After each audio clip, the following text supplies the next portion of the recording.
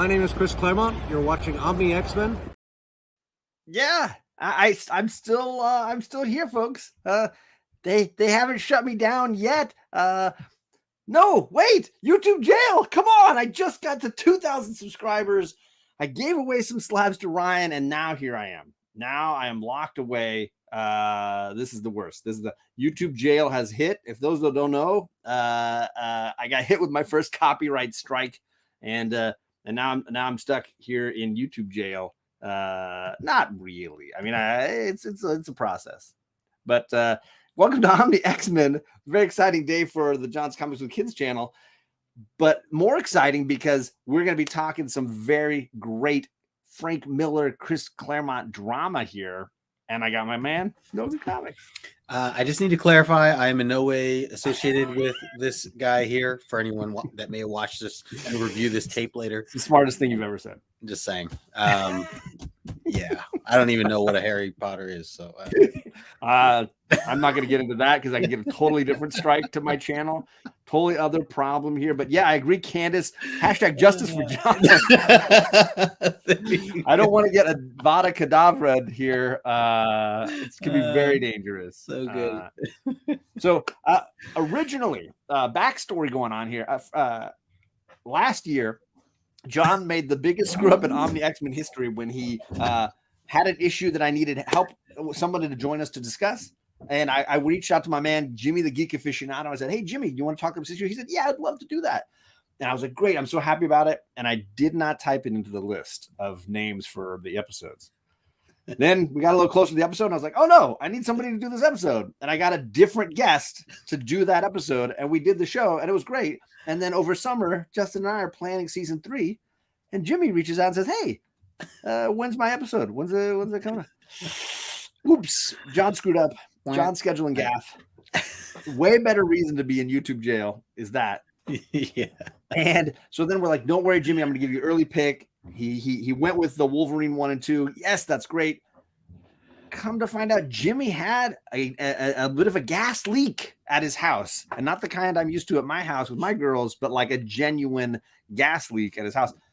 So Jimi could not make it tonight. We were very sad, but we called in an audible here. We went all the way to Themyscira to solve this problem. We found the Disco Dazzler man himself. That's right. What's up, Ryan? What's going on? So, okay, a little bit of a backstory for everyone else, just to fill in a few more puzzle pieces.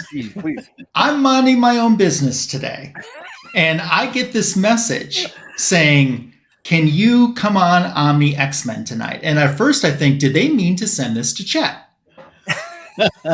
That's the first thing I think. And then I'm like, well, I guess I could. And then things started to make sense because, I sort of Jimi and I are friends. We met and we've hung out. So I sent Jimi a note last week and it said, welcome to Omni X-Men, Jimi. Hope you survived the experience.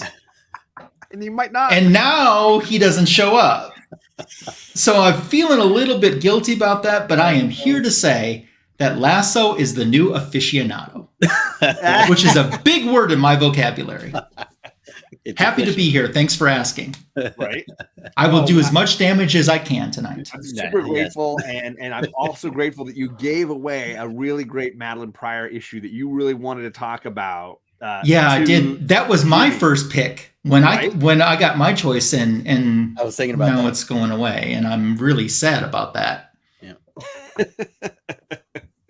So we'll have to figure out a way to maybe get you on so that you can at least talk a little bit about why that issue and what it meant to you, so that you can get in there and get in that discussion when we get to it. I also thought tonight, there's going to be a time in the future. I recently just did this, but there's going to come a time again very soon, as a matter of fact. I've recently asked Justin for his copy of GSX 1. I periodically ask him for his copy. John, I never ask you for your copy, do I? Never. I've never asked you for yours. Never. But I often ask Justin for his. But I figured now I have a little more like add. I'm like, remember that time that I did the show? That's probably worth the GSX, probably worth your GSX one. That time that Ryan came in clutch. Yeah. Yeah. It's valid. So Put it on the board. Put it on Just the board. saying. Yeah. Well, Ryan, we appreciate you, flying the invisible jet into our rescue here, sir. Yeah, man. Yeah. Thanks for asking. Well, Absolutely. let's go into our chat and say hello to some friends that are still with my channel, sticking with me through the hard times here. What is going on? Kevin from Entropy and Comics.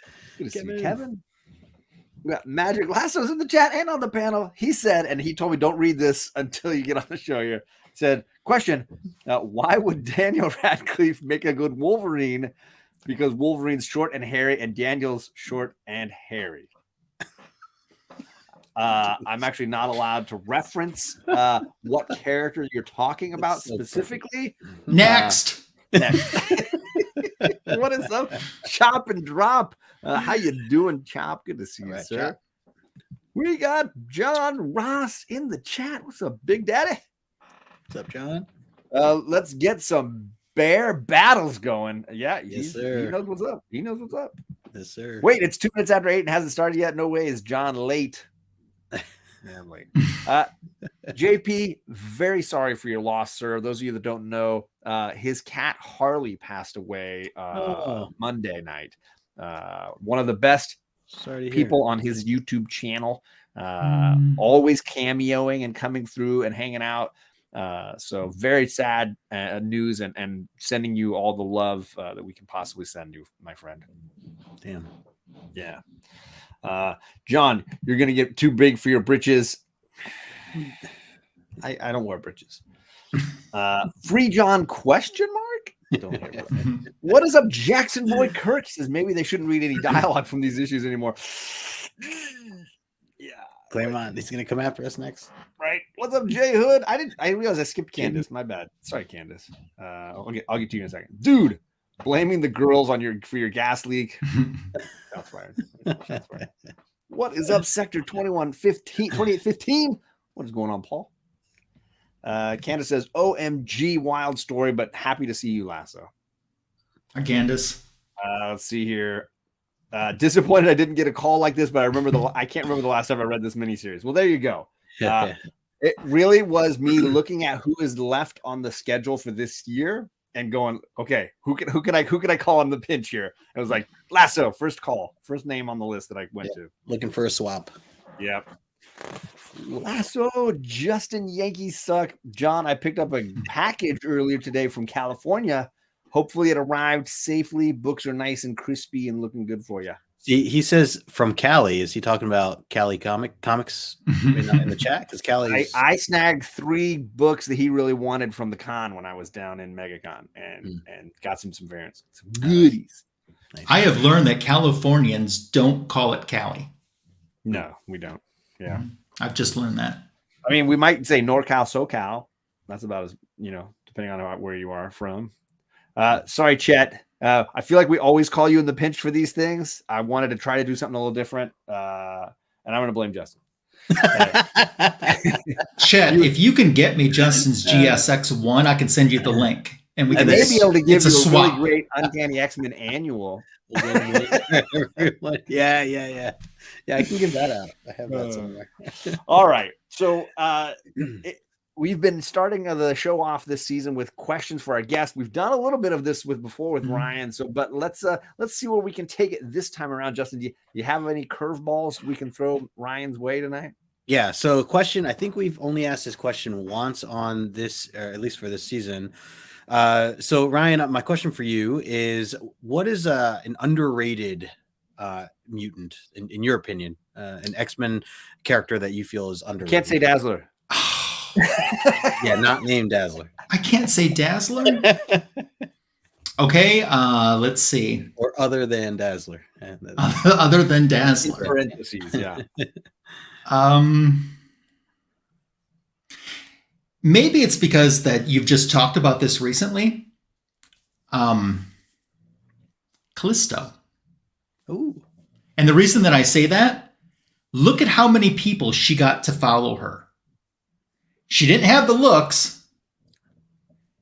She didn't have maybe what actually is her mutant power. I mean, I can think of Caliban's, I can think of other people, but what is her mutant power? I don't know what it is. It's clearly high. She's a D&D character. She's got high charisma. high charisma. Ultimately, So it's that leadership, high charisma. yeah, I'll go with her for underrated then, because look at how many followers she amassed It's true. with maybe not that much to work with. Yeah. It's the eye patch. Leadership. It Yeah, convinces it could people be. that you've got, She wore it you well. clearly know what you're doing. I was going to say Dazzler though. That's fair. I know you were. I was going When to I heard say that first Dazzler. half of that question, I was like, I'm going to stop you right now. The whole chat, man. I'm going to ask you about villains. I love mutant villains. I love the mutant bad guys. Give me your favorite and least favorite X-Men villains. I'm going to give you my least favorite first. My least favorite is Apocalypse. Very unpopular choice. Very unpopular choice. Least favorite. How dare you? And it is because at the time, I didn't know Apocalypse. My first introduction to him was the 90s X-Men cartoon. So at that time, I wasn't buying comic books at all. I wasn't even buying Wonder Woman. I wasn't buying anything. But I watched the X-Men cartoon. And when he came on, I was just kind of like, and I'm like, he seems too big for life. He seems like he can't be defeated. I'm like, I'm kind of bored with this guy. And then he just kept going and going, and he never went away. And I was just like, every time he just kind of, I was like, I want something else. Bring me something else. So it's and I don't know if the 90s cartoon portrayal is accurate to his comic book portrayal. I think it pretty much is. A lot of the other ones are. I haven't watched the animated show in a really long time. Okay. Oh, Jackson Roy Kirk, you are hurting me. And I saw it. I wasn't even going to highlight it. Oh, it's hurting me. So he's my least favorite. Okay. I want to give you a different answer than what I said last time I was on the show, because my all-time favorite. I asked this question last time. I remember saying that my favorite villain is talking about Dark Phoenix. Come on, John. Okay. So she would be my favorite villain. But I want to give something different outside of Dark Phoenix. I think Mystique is just the best. Yes. I'm with you. They were, Chris Claremont was doing the Ms. Marvel series, which congratulations. I know both of you are collecting it, but John, you finished your run. So yeah, Justin, I think have you heard of this run? Like, I need all that I can get. Yeah. I think that she was too good of even though she was probably intended to be Ms. Marvel's main adversary, she's too good of a character to get lost in the cancellation of that book. Mm-hmm. And moving her over to X-Men was perfect. The things you can do with that character are just limitless. And that's what I love about the character. And she's not conventional. She doesn't look like, is that skull on her? I mean, is that a headband as far as I understand? Yeah. Is it a headband? Is it there? I mean, that's how I always took it. Yeah. That outfit, it's playing a little peekaboo, all the time. So I'm going to go for, outside of Dark Phoenix, I'm going for Mystique. Love it. As a kick-ass villain. Yeah. Great one. That is great. Yeah. Justin, did you have any final ones? Or you? How you feeling? Yeah. Last question. If you had to pick one, what is your favorite X-Men film going back to early 2000s to now? X2, second X-Men movie. Okay. Yeah. And the moment, I even have a favorite moment within the movie. When we see Jean and she's swallowed in by the water, and the X-Men are realizing what happened to her. Mm-hmm. And it's that moment between Cyclops and Wolverine where Wolverine's going, she's gone. She's gone. And he's no. Mm-hmm. Oh, that still gets me. It gets that lump in the throat. And I sit there and I go, the next movie is going to be so fantastic, until we got it. Then we got it. Yeah. Yeah. Then we got it.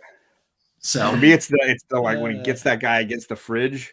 When he guy against, when Wolverine gets that guy against the fridge, I was like, oh, this movie's gonna be amazing. Yeah. Yep. Those art professors get pretty mean. Yeah, they really do, right? Yeah. Well, it's because he was mad he didn't get an actual beer. He had to drink root beer instead. That's right. Yeah. We know our guy likes better than that. So I will have to go later, and I realize fix the links down below so that they will be Ryan's channel. Any of my wrenches in the chat, I think JP's got a wrench, can drop Ryan's link down below, would be in the chat. It would be really helpful. Hey, thanks for making me a wrench too. I didn't realize that until I came to your stream last week. I was going to say something about, I don't need a prize, I just need a wrench. And then I was getting ready to type it in. I looked at my previous comment. I went, oh, ask and you shall receive.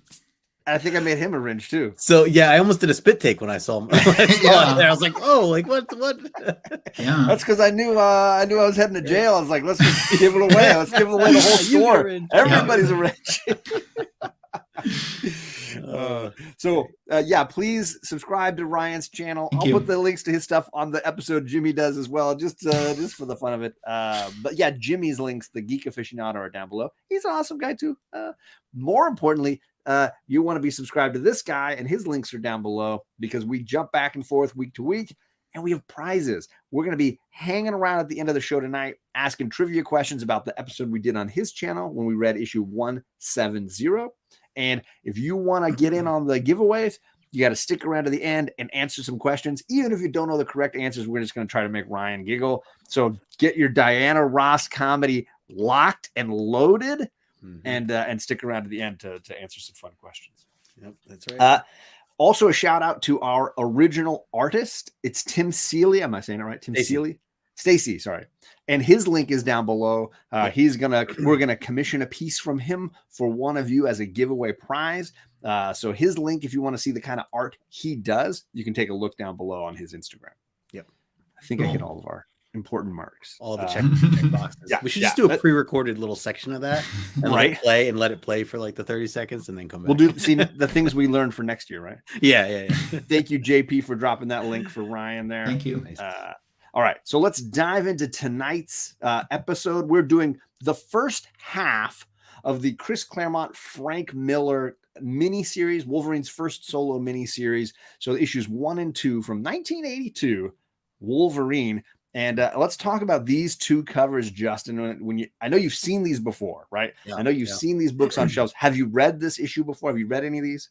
No, I've never read any of these issues. I've seen them around. I've thought about buying them pretty much since I got into reading the X-Men, just because they're so iconic and they're beautiful books, all 4 of them. I love the background, the solid colors that come with or shades, of those colors. And then just each individual pose that, Wolverine has here is just, to me, it's just classic and recognizable anywhere you go. There's homage covers and reprints and everything else that come along with these. I will say I wish I bought them when I had the chance when they were much cheaper, because most of these issues are a bit more expensive now. So I don't own any of them. I still would like to own them at some point. My local comic shop just posted like a set of them, but it's not in the range that I want to spend right now. But I would like to own these at some point. But yeah, these are beautiful covers.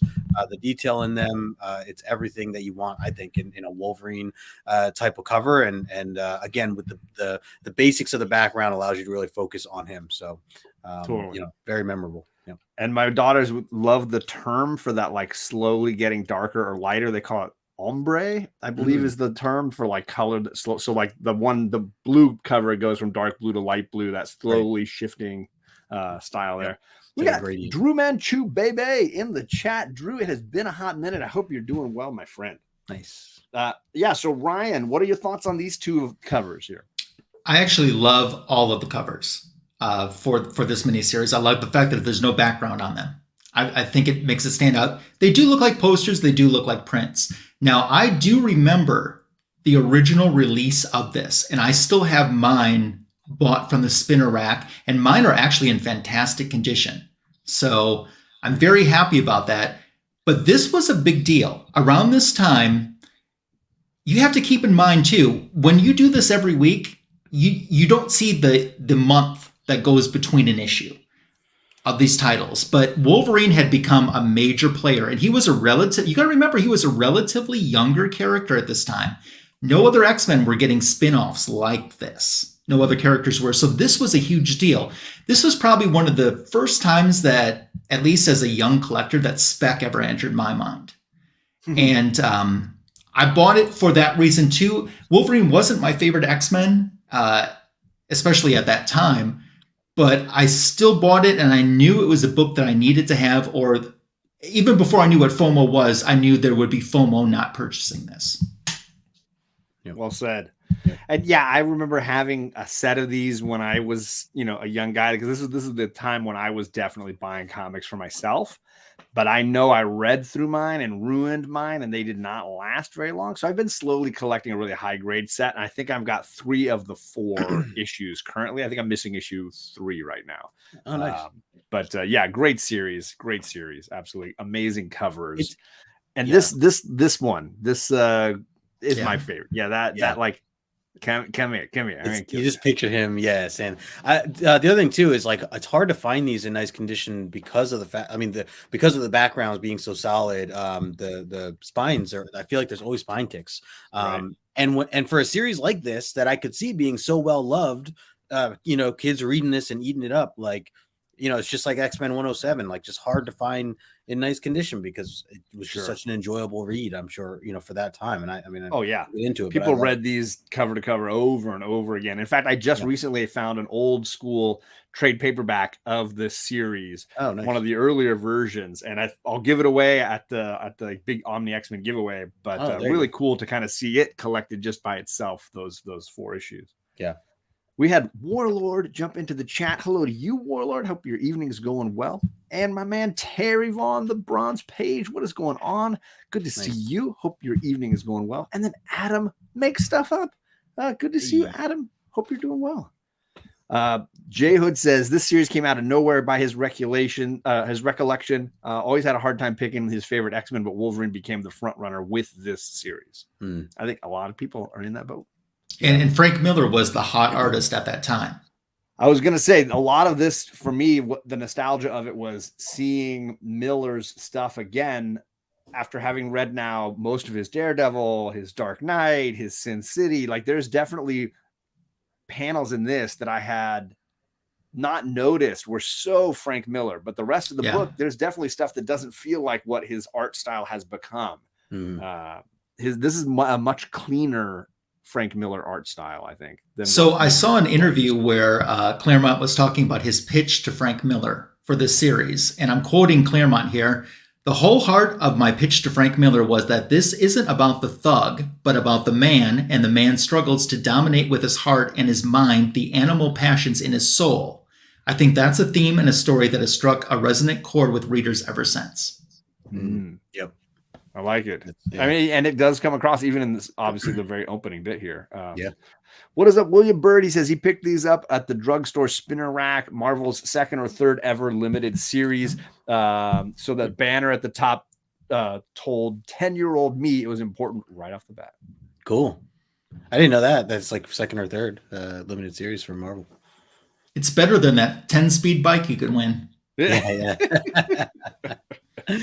All right, so right off the bat, we get a close-up of Wolverine. He's climbing this rock. He's like on the hunt, talking about his famous phrase, right? I'm the best there is at what I do, but what I do best isn't very nice. And he's going up into the mountains. He's hunting an animal. Come to find out it's a giant grizzly bear that's kind of rampaging and has caused some violence. This is quite a way to jump right in. And those of you that are fans of the movie The Wolverine, where we get to see Logan sort of go through this story, know that this does sort of appear in the beginning of that film. Justin, I don't know if you've seen that film. Did this remind you of the movie at all? There were I was trying to think of certain parts of that movie, and I was just blending together like a lot of the different those older X-Men movies, like the bar scene when he kind of like laid it into it. Right. The bear part I didn't quite remember, but the bar scene later was kind of something that reminded me of one of probably the early X1 or X2 movies. But yeah, no, that's a good point. What did you think, though? What did you think of this bit here? So this is like the splash page. First of all, absolutely love the detail, how close up that he took with him, even to like the teeth, like just everything he did there, so well done. Now, as you said, like it's the well-known saying, as you said, like I'm the best at what I do, but what I do is not, isn't very nice. To me, as a newer reader to X-Men, ultimately, I'm just getting that now. Like that, right. Okay, what was it, 163 or 153? The Brood, when the Brood kind of kick off, like right. that was like the taste I got from him really kind of saying that as he got like his solo. That was like his first, felt like it was like his first solo issue. So getting it there and then getting it back here, I'm starting to like, get that same vibe. And even some of the storytelling that we get in here kind of reminds me of that issue. So just how he narrates to himself.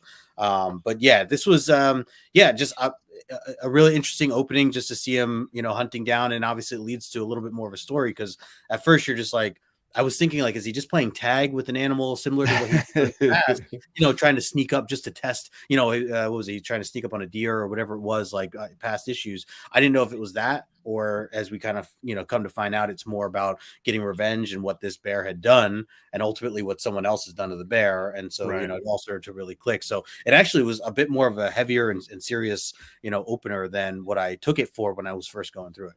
So. Nice. Some great comments going on here in the chat. Gore says, in about 67 years time, I think he means 6 to 7 years time, isn't very long. Miller was on a creative rush from Daredevil, Wolverine, Ronin, Dark Knight, Elektra Assassin. He was really, he was hitting some exciting home runs there. There were a lot. There was Hawkeye, Hercules, and Wolverine miniseries. A great time for comics. And William Bird says they were all home runs, a lot of those. Nice. Drew Manchu says he loves this mini, but I don't think of the story when I think of Wolverine. The Marvel Comics Presents stories are what my mind automatically goes to. The covers, on the other hand, pop right into mind. And that's a great mini as well. He's talking about basically the, if I'm not mistaken, he's talking about the Weapon X stuff that Barry Windsor Smith did, if I'm not mistaken, which is amazing as well. Like that mini series is fantastic. So I hadn't read this story since, maybe its original release. So I knew that this was going to be a Japanese centered. I remembered that, but in this whole beginning, I didn't remember of, and I was actually thinking before the reveal that maybe it was a quick interaction with Sabretooth. That's what I was thinking when I started rereading this. So then I turned the page and I realized, no, it's the Cocaine Bear. Yes, that was something that crossed our mind too as we got into this. Oh my God. Which I didn't see, by the way. I mean, you're gonna put me back in jail. I don't have the copyright of Cocaine Bear. But yeah, the original Cocaine Bear, right? This is the original Cocaine Bear. Well, let's get to the second half of the story where he guts this bear. He kills the bear. It's really graphic. He cuts the arm off. He jumps on its head, stabs it, and kills the bear. Only to find out, oh man, somebody poisoned this bear. They tried to kill it with a special arrow, but they did it wrong. The arrow didn't do what it was supposed to. Instead, it just drove this beast mad. And then he lists all the people that have been harmed because of this. And it's like there's some kids. It's like it's a list of like, it's insane. Yep. 7. Yeah. I forget. It's like 7 people that died. 7 men, 3 women, and 5 kids paid the price. That's crazy. Yeah. I don't even know how Ryan, like that's worse than Cocaine Bear, right? I didn't see the Cocaine Bear, but yeah, I think that's probably worse. But I love what he does with this information though. He doesn't leave it like, it's not like, oh, well, I've stopped any further killings. It's like, no, I'm going to take it to the source. Right. And I like that. Yeah. Justin, any thoughts here on how he finishes the bear off and what he learns? Yeah, so so it's actually like the last panel from the last page going into this one with the claws right next to you. Yeah, he says that his bears glisten in the dark, and mine do too. So do mine. Yeah, so I meant to say that too in the beginning. Like, there's so much of that in these issues where he like describes something that we're looking at and then reminds you like, I have that too, or that's really good, but I'm better, or whatever it is. There's a lot of back and forth with that, and I think it's done really well and in a way that's like it paces out really well. Like you said, very graphic, seeing the arm chopped off there. You feel for this bear, because I mean, I'm an animal lover, so like at first I'm just like, oh, like why is he doing this, for this bear, like, and then I guess as it elaborates a bit more, that this bear did kind of go berserk and kill off a bunch of people and all this other stuff, it kind of makes you feel a little bit more understanding. And then when you go even further to say that he was poisoned or on some sort of drug, Yeah. you know, that he ends, you know, it was ultimately, you know, could be really the whoever did it to them is kind of responsible too as a murderer as Right. well. So Right. I like how this carried in, and like I said before, like just kind of became much more of a serious situation than what you first take it as in the very beginning. Absolutely. So, No, yeah. absolutely. Well, then he tracks the smell all the way to the local like tavern, not really local because he goes quite a few miles, and is able to zero in on the one guy who did it. Walks over, and the guy, he's like, we gotta deal with this problem that you committed. And then the guy's like, nope, he smashes a bottle in his face. And then Wolverine says, I was hoping you'd do something like that. And then he says, the bear lasted longer, but I let the man live. Then we quickly jump. This is the part of the comic where I'm like, okay, wow. Okay. He really wants to get us to Japan. He jumps to, I went back to the Xavier mansion to grab some things, had some mail, jumped on a plane, had to go check on my lady. And now I'm in Japan. And the local CIA agent is telling me not to get involved with whatever the drama is going on with my old girlfriend. This is a lot of skip. These 2 pages are packed with information. Did this throw you off at all, Justin? Where you're like, okay, wait, where am I? What's going on? No, I don't think so. I think that it was set right with Mariko's, like, you know, the face, the drawing there that they have kind of like refreshes like sets up the new situation or the new scene. I love that artwork, by the way, and especially seeing it like in the book is so stunning. I'd like to see it in the actual book, you know, at some point. Sure. But yeah, really, really well done. And again, just more detail on the face, just like you did in the splash page in the beginning. But yeah, I like how, I mean, even like with this bar scene and everything else, it really shows that, like, I mean, if you were like a new reader, you really could get into this and just get the full feel of like who Wolverine is and what he stands for, and kind of the justice and how much of a badass he is and how he handles things, you know, and he's not afraid to just scrap. And I love how he's like, you know, he's happy that the guy hit him in the face, because now that's really unlocked this ability. Like, okay, great, I can go off on you now. You know, and then also to say, like, you know, he doesn't kill the guy, but he got it pretty bad. So I like that whole scene was great. And then jumping into this, like, it wasn't too jarring for me. I you know, really appreciated the detail that they have in this, especially when he meets his friend, this, I guess not CIA, but whatever the organization that the guy works for or under, you know, explains that, you know, his girl that he's going after is married. You know, it actually gives us a lot of detail as to like why, you know, he's not getting all these phone calls and all this other stuff. And, you know, he's not understanding why. He tries to call them, they ignore it. And he's like, you don't do that. Like, to me, you don't like, and that, you know, then he gets on the plane, flies over there. And, but to them, he just, this guy explains like the whole honor system. And, they do that several times in this book to kind of really get across the point of how important it is to have this, like the honor that the code that they have for, you know, in Japan. And again, just as a reminder, and especially to someone who might not be familiar with that, you know, that code, to just really point out, like, no, this is like very serious, and to a family that it's not just something you can, or they feel like it's not something they can just walk away from, or that she can just walk away from, regardless of how she actually feels. So, that was helpful to me to kind of go through just that one, you know, the far panel with in the room, them kind of talking that stuff. Because he's getting the information that she has gotten married, that her father's in some shady business thing with this other guy, and that he's had to basically like give his daughter away, and she's been willing to do it, and she's trying to cut ties with Logan. Right. And by the way, I like those 4 yellow squares.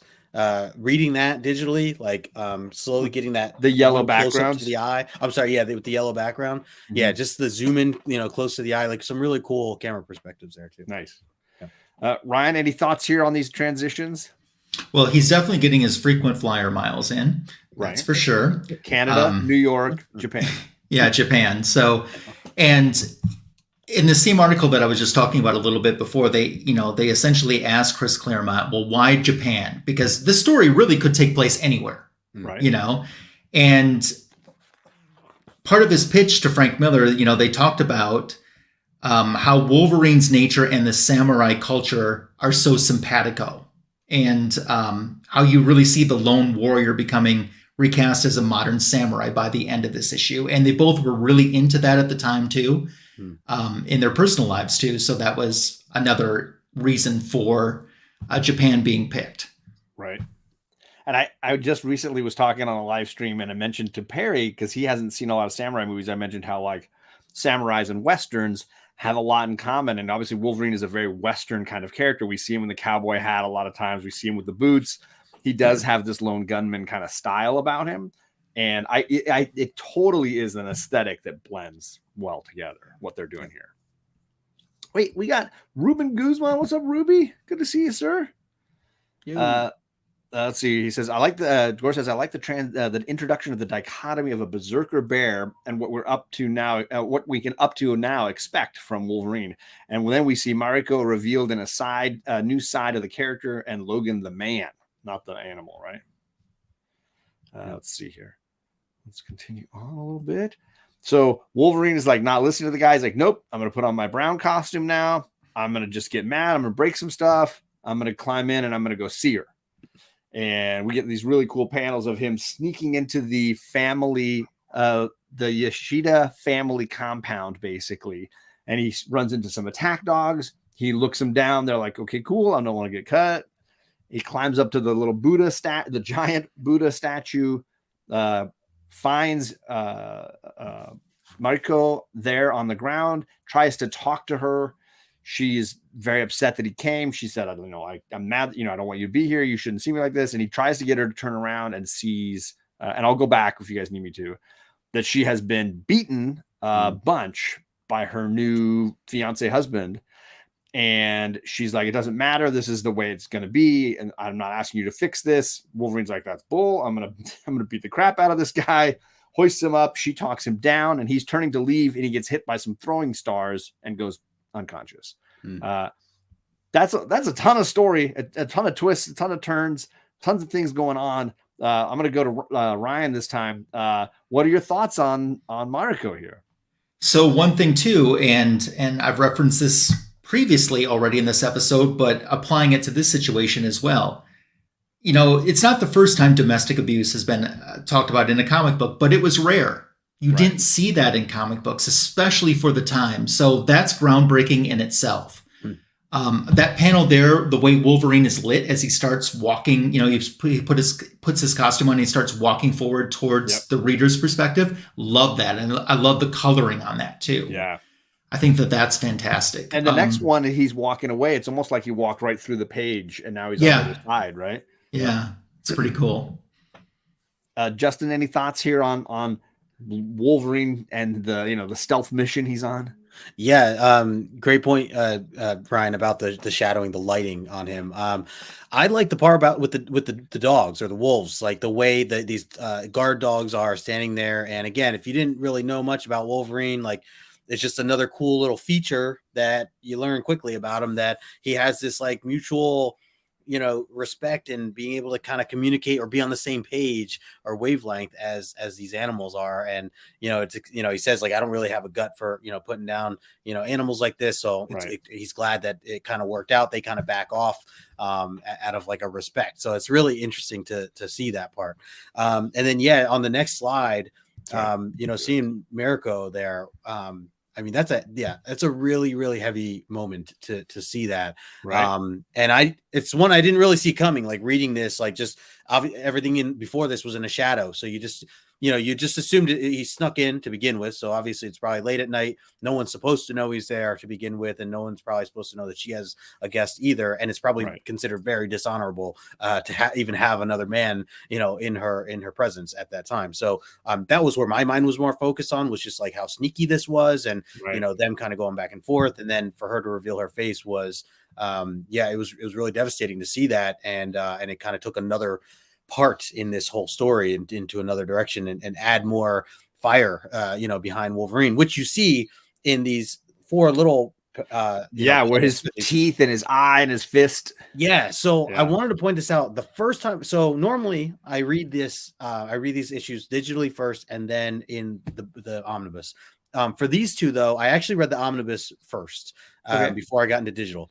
One thing that I picked up digitally that I didn't pick up on this first time through was the significance of the way the four panels are colored in just those four squares or rectangles, and especially the fists, when I was swiping through, because I do the panel to panel feature, it really zooms in right just on the one panel, and you feel his burning in his body with how angry he is. And I'm sure that's like, it is what it is trying to portray, but I just didn't quite grab that in the way that I did the second time through. So as I'm doing this, then it changes back to normal when her hand comes on. The green, all of a sudden we get a cool green background. Yeah, so it's like, it's his emotions of, like, to me anyways, I took it as like his emotions immediately calm down because he's like realizing the situation and that she's there with him now. And so it's almost like, like her touch is what kind of like put him back into like a, let me calm down before I go nuts on whoever. Now, granted, a few panels later, he ends up kind of going nuts anyways, as, the guy comes in and talks down to her and all this other stuff. I was kind of hoping he, just put him down right there. And I mean that in a bad way, but the whole story's done. It ends right here on the fourth page. But I like too, like even in that, and I think it's in the yellow boxes towards the end, he goes, I shouldn't have listened, but Mariko knows I can deny her nothing, not even the life of a man I hate. So it just goes to show again how passionate that he is for her and respects what she asks, even though he knows he probably should have gave it to him. So there's some great questions in the chat here asking about, where was it back here? When did Mariko come into the story? And everybody's already answering it. I love it. Issue 118 to be correct. When the X-Men were in Japan, we met her before. So she's kind of been a side character in the story of Logan up to now. Links for Lost in Comics talking about Wolverine's booty. This guy, firstly, is amazing. Lost in Comics. He interviewed Jeff Lemire tonight. I saw a notification. He was talking little Jeff Lemire live tonight. I jumped in the chat and asked some fun questions, and they were doing a great job. The story is of his life and his connections to comics. And if you are a Jeff Lemire fanboy, like I am, you definitely need to go over there and watch that interview. It was fantastic and inspiring in a lot of ways. Some of the things that he's gone through and where he's at in his life right now, and the reasons why he's chosen Image Comics to be his home for the foreseeable future. Really cool stuff. So shout out to Chris from Lost in Comics.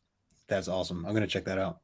Candace says, I had to look that up because I haven't read that issue, but I saw a photo of her on his desk in one of the earlier issues, right? When we were getting a tour of the mansion in Wolverine's room, right? There was a photo. Let's see here. So I think that was it. If anybody wants to drop the link for Chris's channel or for his interview, you can do that as well. I appreciate you. One of the things I wanted to mention that I see Frank Miller doing across these issues is the white background with nothing. Oh yeah. And just so the one we got Logan holding the fiance up like that. It's one of several times where when I was cropping these, trying to put these files together, there was a bunch of negative space naturally made, and I didn't want to throw it out. Like I didn't want to lose the negative space, but it was a really cool technique. We talked about him using these solid color backgrounds, but it's also these fun, like no backgrounds, just Wolverine in space, holding up this guy. I think there's several times when I think that plays out really powerfully. You don't need them because the story tells itself without the background. You don't need it. Absolutely. Well, let's continue on. What happens? Wolverine wakes up and there's Dad. Her dad is there and he's not happy. And he thinks Wolverine is not worthy of his daughter, which reminded me of this scene in Wayne's World when he meets the father of his new girlfriend and has this sort of like, I need to prove myself to Dad with a sword fight. I was like, this I'm totally flashing to Wayne's World now. The ripped jeans. The ripped jeans, right? So in this particular sequence, Wolverine is tossed a wooden practice sword and says, and Dad's basically saying like, you got to duel me.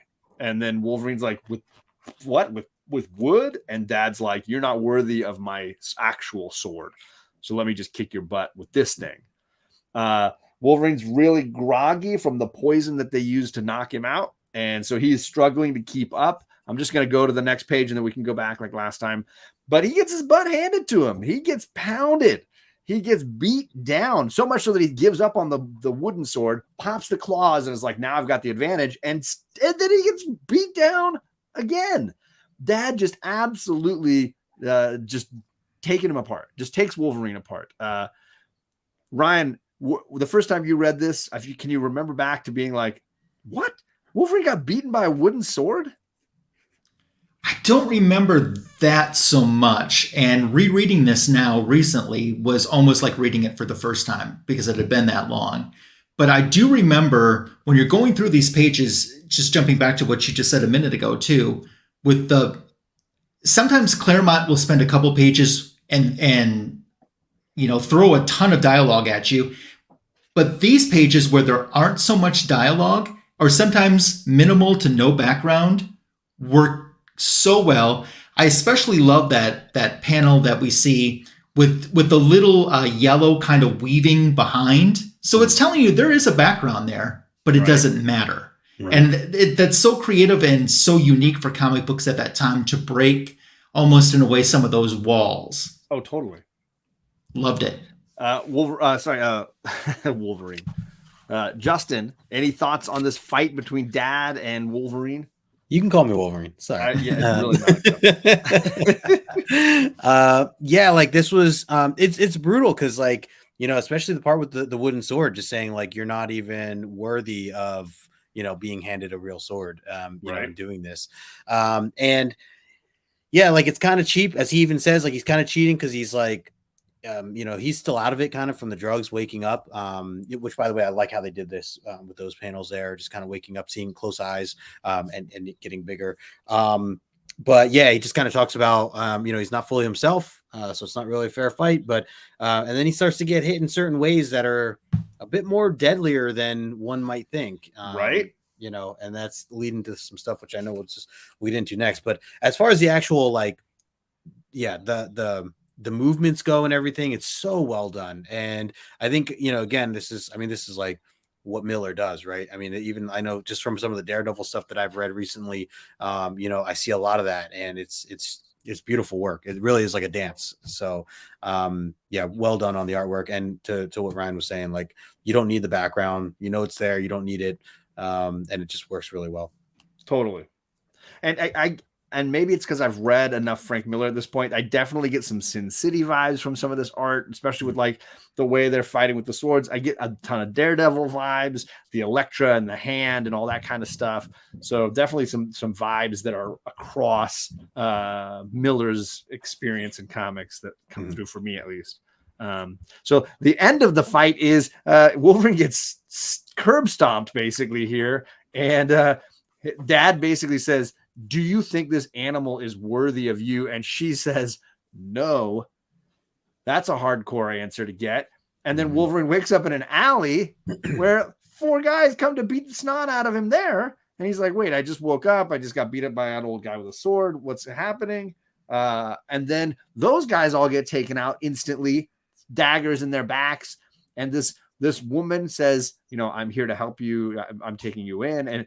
And her name is Yukio, but we don't really get that in this bit. We just see this sort of close-up of their faces, and then that's the end of it. Cliffhanger. I know that, Ryan, you had read this one issue, and, we're like, oh, I don't know if I've got time to read issue 2, and then I gave you the call to have to read issue 2. How did you stop? I don't know how you stopped. So I was definitely going to read issue 2, even as being a guest in the chat tonight before this episode. That was a given. And this one is so much setup. Yeah. But as we get into the next one, I thought this one was okay, but the next one I loved so much more. So it's it's the next second act. Okay. It just plays upon everything that we have. So this issue was more about me appreciating the artwork and some of the storytelling, and the next issue just felt more complete to me. Sure. Justin, any thoughts on how this one ended for you? So I think that this page right here was my favorite throughout this with the stomp. This one particular issue. Yeah. So, and a lot of it goes back to reading it digitally. Like it was so incredible to see these squares one at a time until it goes black. Like a flip book. Yeah, I don't know, me reading it from this book, like just a quick glance, I kind of see it, and I don't know, it's just the way my brain registers it differently. But seeing it in like the cinematic way was so powerful, right? And then on top of that, the main part is, and I didn't want to get into it yet till we got to this page, was the copy of what he's saying there, Yeah. and really his plan. So his whole plan was to humiliate Wolverine and make him look dishonorable in front of Mariko, so that Bring she out lets the animal. him go. Bring out that animal side. And he did it in such a dirty way, because it Yeah. describes how these shots that he was taking at Wolverine, it is either set to paralyze or kill. Yeah. And he said he quickly realized that he was doing it in a way he was trying to kill Wolverine. And Wolverine explains the only reason he didn't die, because any other ordinary guy would have died, was because of his mutant powers. Yep. And so, the ability he has and the adamantian skeleton, those were the only things kind of keeping him alive in this situation. But imagine if he didn't have that, like it would have been a done deal altogether. And then for him to say, look at your man now, this guy, this is the one that you want to put, your time and effort into, and that you claim you love and all this stuff. Right. And then for it to just go black and her just say no. Just that head, just her face in the black square. To me, it was so heavy. Like, it was such a heavy moment that, and it's gut wrenching to Wolverine. I mean, as he's hearing this and getting knocked out, he just got his butt kicked, and now he knows that, his girl doesn't want him. And then for him to wake up the way he does, and he explains, like, he almost doesn't know what to do. Like, he's going to get back on a plane and call it quits. Cause like, what else can he do? I think that whole scene and transition going into that last page was just so heavy for the character, and I loved every moment of it. And then again, I'm going to keep harping on the digital reading part, but the knives and when these guys are like going after, and they're like, we want to cause some trouble. When it goes from one to not, it's just so good. Like, if something happens, you're like, they're holding their weapons, and the weapons fall, and then they all drop. And then I just remember thinking, like, is Elektra around? Like, what? Like, I didn't know she was a tie-in to this, like that, because they don't. Like you said, they don't tell you who's there. Right. I mean, you get to see a little bit of a glimpse, but it's still very much in shadows. So, I mean, it could have been anybody. So, totally. But I was somehow like, tell me that Elektra's here. As you say, it could have been anyone, but somehow you still know it's not Sunfire. It's because he wouldn't help anybody. No, even though he's the closest one. Right. Hello to the Bird. We got the Bird brothers in here, William and Kenneth. All right, gentlemen. Hope your evening's going well. I did drop that link to the Jeff Lemire interview that Lost in Comics did. So if you need a hot link for later, so that you can catch that up, you should definitely check it out. I think I said hello to Bobby, but I'm gonna say it again. How you doing, Bobby? Station Bobby. See you, my friend. I am glad that Dad's robe is tight and not loose fitting. That is a difference maker here in this scene for sure. I want to also highlight the center panel with the like banners coming down and all those crazy colors and styles and stuff. Yeah. It's like it actually like pops off the page as if they were like glowing with light inside. Really cool the way they did, with all the dark colors all around and the light reflecting onto Logan laying there. I mean, really amazing way to make neon just appear. Totally. So really love that. So let's do, now we're into book 2. Book 2 starts off with Wolverine wakes up because he's getting slapped. Yukio saying, "Wake up, ninjas! They're shooting arrows at us." I firstly love that splash or spread page and the breaking glass and Wolverine jumping. Amazing. But wow, what a way to start off. Ryan, you said you liked this issue better. I did, and I love that page too. Yeah, I love that page too. It felt cinematic. Very cinematic in that too. So he's kind of getting slapped awake because his services are in need, and he goes full into go mode, and I love it. Right. Justin, what are your thoughts? You open up this book, you're like, wait, now there's ninjas in this book? Yeah, man. Well, I was like not far off, right? As I was guessing, I was thinking Elektra, I was thinking Daredevil, and then we get the hand. Like, all right, you get the hand. Yeah, something somewhere close. But yeah, I just like some of the commentary of just saying like, what does he say here? Their intentions are obvious. She sounds frantic, terrified. Any of that? He says, he just says, I treat them accordingly as they all come, as they come. And I love this, like, I can't wait to get this book and put this up for Splash Page. Oh, sorry. Want me to hear? That's good. No, Splash Page Sunday. It's huge. It when takes I own the book, full pages, right? Yes. So amazing. So good. So good. Yeah. Great spread page. Yeah. JP said he loves it. He's like, screams Miller, right? It absolutely feels like Frank Miller. There's panels out of Sin City that remind me of this. There's the Daredevil era that remind me of this. Really, really great stuff here to kick us off. But then let's kick some ninja butt. Then we got this panel where they're all getting the arrows shot at them. Then they're jumping, they're flipping, they're fighting. He tosses her aside. She's like, I think I can fight. And then she's like, no, I'm getting my butt kicked. He's like, I got pots and claws. I'm going to get into this fight. This panel right next to me here, the one with all the great yellow light, totally reminds me of Dark Knight Returns. Anybody who's a Batman Dark Knight, this looks like Batman with young Carrie Kelly Robin like hanging on the side of him. Very much gives me that era of Frank Miller vibe. But yeah, Wolverine jumps in, goes buck crazy, chopping these guys up, and rescues Yukio at the end. She's having her thoughts about like, this is actually working out really well for me. I think I like this plan. Wolverine kills a bunch of guys, and then, there's more people coming. I'm going to take you, and we're going to run to safety. Justin, thoughts on this fight sequence? And come on, that middle panel, dude, right there. So good. It's so good. First of all, this one being like very similar to the front cover, perfect, right? Like even the shades of blue behind it, and then that far one on that you're pointing at there. His eyes lit up. You see his hair kind of come up from the shadows. So well done. The bottom like purplish as the rest of the guys are kind of falling. It is so crazy good. And even some of the like the action panel in the middle next to this one right here, where they're falling. Yeah, like I love the detail that they put in some of this stuff. And by the way, like some shady stuff going on, right? As Yukio talks a little bit about, like, I mean, we don't know what exactly yet, but she's questioning, the hand and kind of who shows up, and each or talks about how Wolverine doesn't stand a chance. But she says I expected a few less, assassins or whatever. Right. So, I know we'll get into that in a little bit, but just something implying that she's at least aware that this was supposed to happen. Yes. Right. Exactly. Yeah. Ryan, we love a good femme fatale. Clearly, we're getting set up here with a classic femme fatale character. Yeah, absolutely. And the panel that you mentioned too, that had the Dark Knight vibes, G, the one next to you in yellow, to me, that looks like a cover.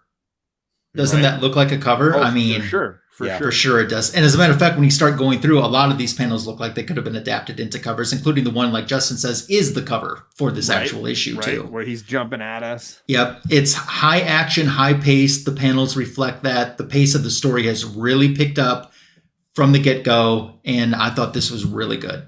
Yeah, for sure. And by the way, that one part too with the claws on the last slide where he says, something I forgot to mention, in addition to my adamantium bones, I have claws. And you just see that. Again, the lighting, right? It's like like that was so good. By the way, great gif. I just realized what this is. The middle one, this poor guy getting shot up. There's a lot of arrows and nobody gets hit. I don't know how it's possible. There's a lot of arrows. A lot of arrows. Some great comments going on here in the chat. Appreciate you guys all hanging out with us here. We got Comic Frog saying Wolverines. No, this is not Red Dawn. This is not Red Dawn. But I appreciate you. My daughter goes to a high school where their mascot is the Wolverines, so I get to scream that at games. Nice. I get to do that. Gore says Dave Sims Cerebus parodied these panels on the series. Instead of Wolverine, he has a character called Wolveroach. See, Biggity Bam Berserker Style Song. There you go. Mm-hmm. Sleepy Reader Damien in the chat. He says Frank Miller was getting more genius every month back in those days. Yeah, there you go. Hard to argue with that. Yeah. Adam asks, Justin, what book is that specifically? I think he's referring to the omnibus that you held up a little earlier. Oh, yeah. We're on the third omnibus. That's what this show's about, my friend. The Chris Claremont-era. So this is mine with the dust jacket on. So this is Omnibus Volume 3 of the Chris Claremont era of Uncanny X-Men, and they include this miniseries that he wrote, if that helps. But specifically, these are the two issues we're reading are Wolverine 1 and 2 of that Wolverine miniseries. Yeah. Let's continue along now that Wolverine's killed all these guys. Hey, baby, let's relax in my sweet apartment up in the sky. And you can, I'll put my arms behind my head and you can like patch me up and I'll smoke a little bit and then you can snuggle. But I'm like not interested because I kind of got a girl and you're kind of freaking me out because I don't really know you and you seem really young. This gave me full Connery Bond vibes. I had to just like go all Connery Bond here. I don't know if anybody else. Justin, did you get any Connery Bond vibes from this? Oh, for sure. Yeah, absolutely. Thoughts on Yukio here, Justin? We see her trying to manipulate him a little. Totally. Like right now, my guard's up. I'm like, can we trust her? What's her deal exactly? The whole thing back at the alleyway, like she's fighting alongside him, but there seemed to be some I don't know, some sketchiness with her thoughts, and then to see her pull the blade out and like attempt to stab him. And he says, like, good thing if I didn't stop her, she was going to stab me, as he highlights. And then it kind of turns into this like flirting thing, and she gets on him, and then he's like, not now. He's like, and he storms off. One thing to note, he does hint that he smells this scent, something that it smelled familiar. He wasn't sure what it came from. He says, I'll file it away for later or for future reference. Just want to highlight that again as note. I just feel like that plays a part somewhere. Key piece of information. Thoughts here, Ryan? This is really interesting that we're highlighting a moment of, we talked a lot about that metaphor of animal and man. Mm-hmm. He doesn't let the animal out of the cage here. He locks that animal down. Like, I got a girl. I'm not ready for this. I'm not letting the beast out here. He does. This doesn't seem like the same guy that was paging through Playboy and Penthouse. I mean, right? Not that long ago when he went to Chicago. Right. So, but something else, in these panels too, she's asking him, what would it be like if she had claws, and I want your power. And he kind of dismisses her off a little bit. At the time, probably now that, especially when he says, don't worry, so long as I'm around, you're safe. That's a little sexist now, but at the time, that's kind of what people said, I'm not saying it's right, I'm not saying it's wrong. But my favorite my favorite part of this entire book, she says, I'm a tigress, Logan, but if you think me skilled in the arts of war, wait till you see me perform those of love. Ooh.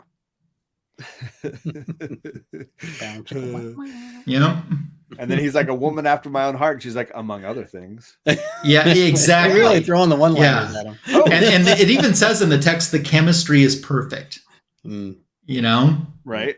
She's aggressive. But he still restrains himself, which I find very interesting, because this is the sort of core subtext of this era of Wolverine and this miniseries, which is man versus beast, controlling our inner self, these kinds of things. This is definitely a moment of control, right?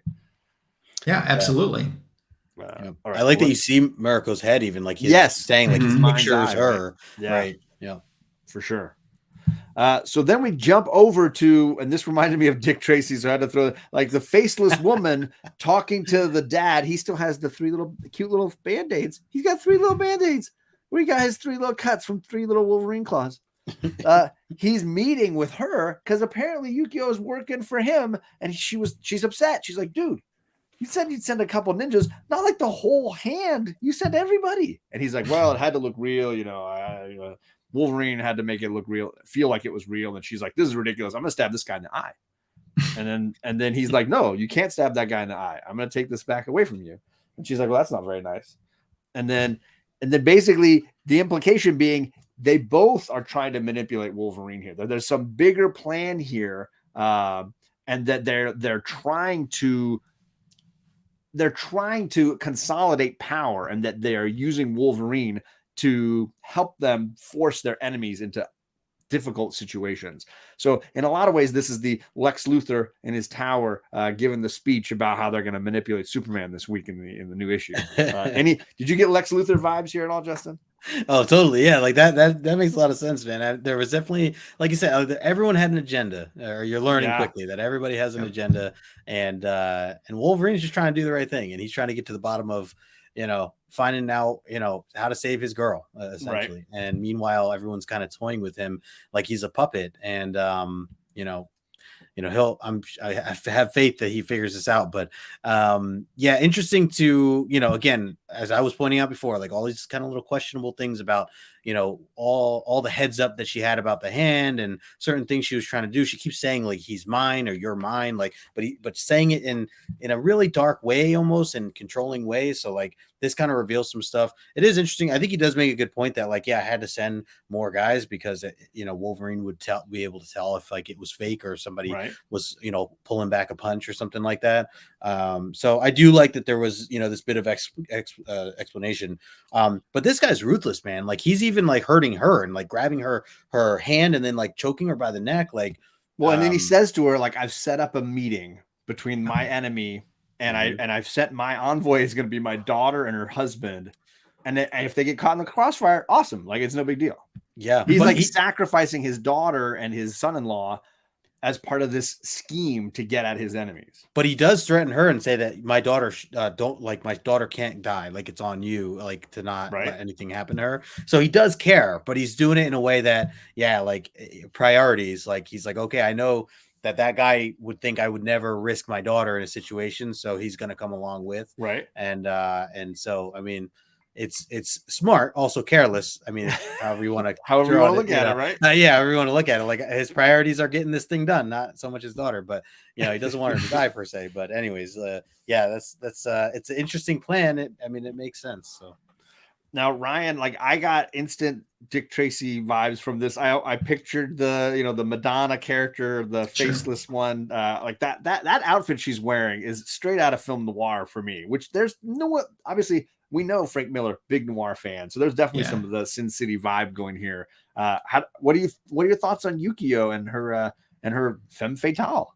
So, I was saying before that there was a little bit of sexism, but then he turns around and shows us a very strong character, very strong female character. And just what you were talking about before, the ruthlessness of this father, to add into what you were saying, he says he will think himself safe there, then and there. You will strike because his daughter and her husband are with them. So, and like Justin says, he says, don't, there will be consequences if you harm her. But at the same time too, he's like, yeah, I'm smarter. I'm the smartest person. I'm controlling everyone, I mean, I'm putting them in danger. Yeah. But don't let danger happen. Yeah. Yeah.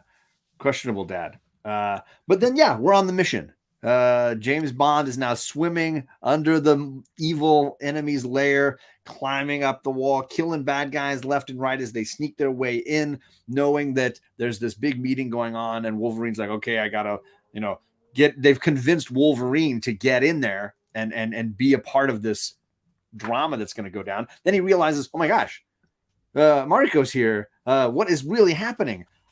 Is this kabuki play really just my entertainment? And he jokingly says, like, this is an amazing show. Like, I've seen it before. I know this story. And then he's like watching it because it's all the way to like almost the end of the performance. And then like the assassins strike. Apparently the actors performed the entire show and then decide at the very end that they're going to launch their attack to kill, not Mariko, right? It's the other guy. His name is Katsuyori. Yeah. Katsuyori. So I'll show the next panel. We can go back. Wolverine, of course, dives into action, starts fighting the stage actors on stage. Mariko's like, oh my gosh, is that my guy? Is that my guy? Are you my guy? This is way more bloody than I thought it was going to be. Everybody's trying to get away, including the target of the assassination attempt. He and his wife jump into their car to escape. But Yukio's there smiling, and she's like, boom, blow up the car. I killed that guy too. Yikes. This is going in a lot of different directions. Lots of twists and turns here, Justin. Yeah, big time. I will say the artwork is so beautiful. I mean, I love even just the panel that was right next to you with Wolverine. Like, he looks so scrappy and like when he's like down and just a guy you don't want to mess with. I love that drawing there of him. Yeah. The stuff another white background, right? Right, exactly. The stuff before this, where they're swimming under when they're in water there and climbing out onto them. I was thinking back to the issues, and I don't remember the number now, but maybe you guys recall when Wolverine meets, I think it was Moira on the deck. I think it was Moira, and he like pulls her into the water at first. He's like sneaking up back onto the island or something to that effect. Yeah. Anyways, it just brought back like those memories. Yeah, for sure. That moment. But cool to see him, kind of doing his Mission Impossible thing, breaking through the blue panels and all that stuff. And I had to go with another Sean Connery gif. And this time he's swimming underwater. And it's great. It's great. And then, to my understanding, when the car goes boom, she says, "Gotcha." I mean, that was what they were trying to do, right? Like Katsuyori's dead now. They right? killed the guy they wanted to kill. Yeah. And he Got their target. Right. And he was like a crime lord, essentially, right? Is what they were, I think they were trying to eliminate him being part of the town or whatever. Anyways, so it was a wild set of scenes for sure. So, Ryan, my biggest takeaway from this is these assassins are so dedicated, they'll perform an entire kabuki show before killing anybody. That's like a whole other layer of killer here. So when we got to that panel with the kabuki and you first see the performer, right, on that page. Yeah.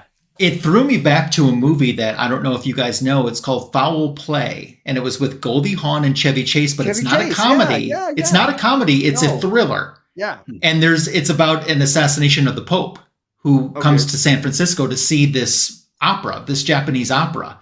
And that's what that reminded me of. And then I was reading that and I'm like, is that the direction it's going to go? Because that movie would have came out before this comic book by a few years. Yeah. And then I was like, and then I was like, or is this going to be like an Abraham Lincoln thing? And then I'm like, no, it was neither one of them. So, but I love the action. The panel where Wolverine where they're meeting in air over top of them. I love that. I think that's so good. And, they make notation that his blade drew blood, but so did mine. Oh, yeah. Right.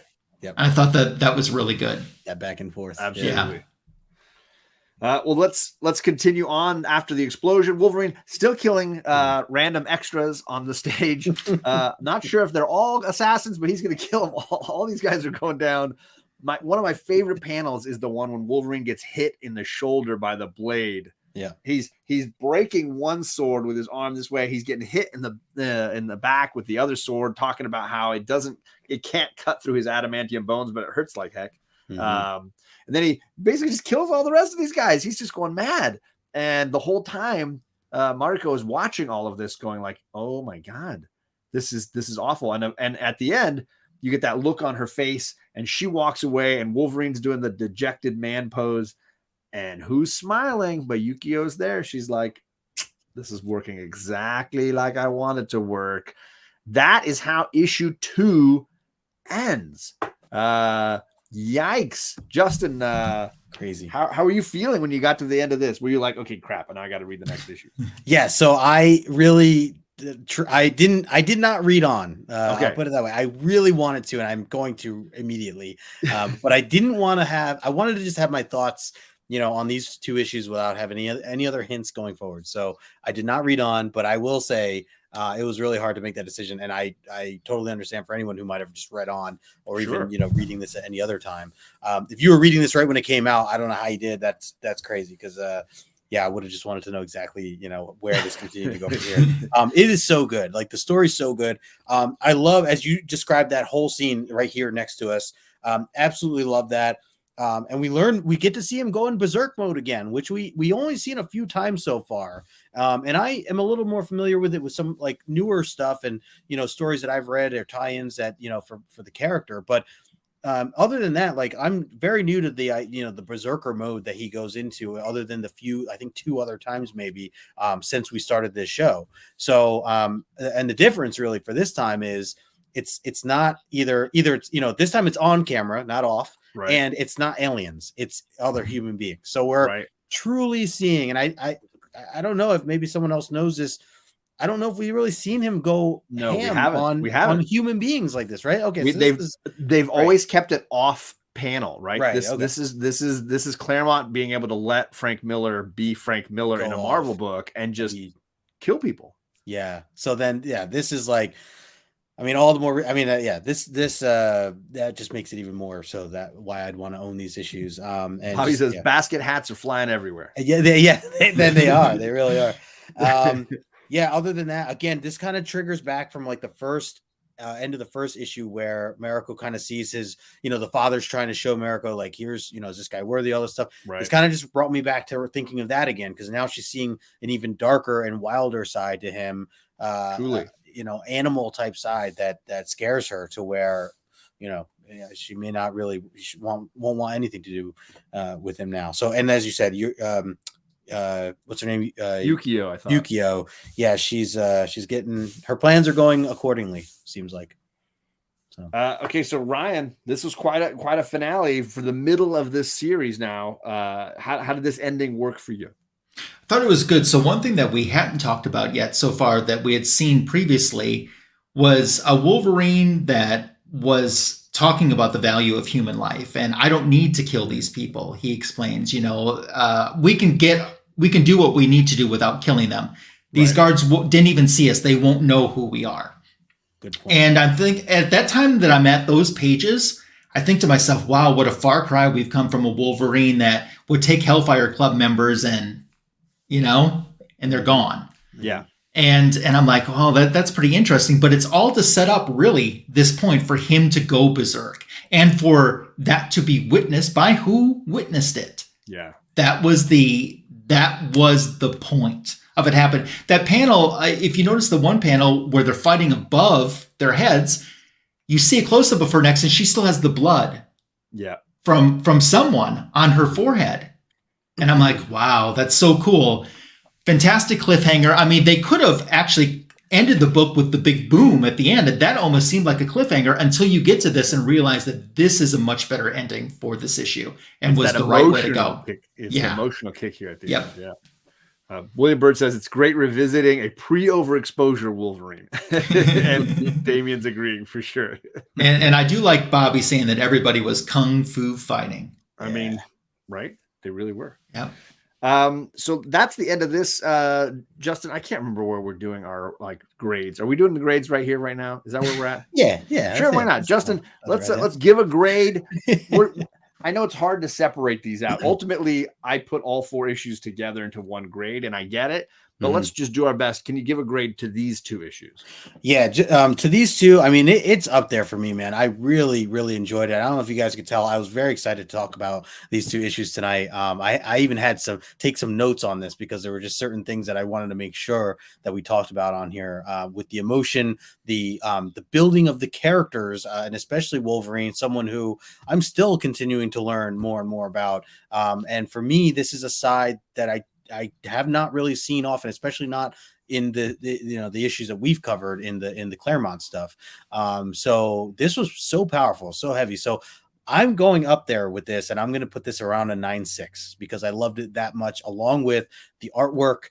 And I'm talking both issues together, the artwork, the storytelling, the pacing of everything, the badassery of all of it, and what Wolverine brings to the table it's so good, man. I really, really enjoy it. And, Frank Miller, I mean, I clearly need to read more of his work and check out more of his work overall, which I admit I am lacking in some of the stuff that I will say 2 of my all-time favorite comic books that I've ever read are Miller books. I love Batman Year One and I love Daredevil Born Again, and anybody that's missed either of those books needs to check them out. They're just absolutely phenomenal. 2 of my all-time favorite reads, both by Miller, but in those cases art is David Mazzucchelli, a really great comic book artist who didn't do a ton.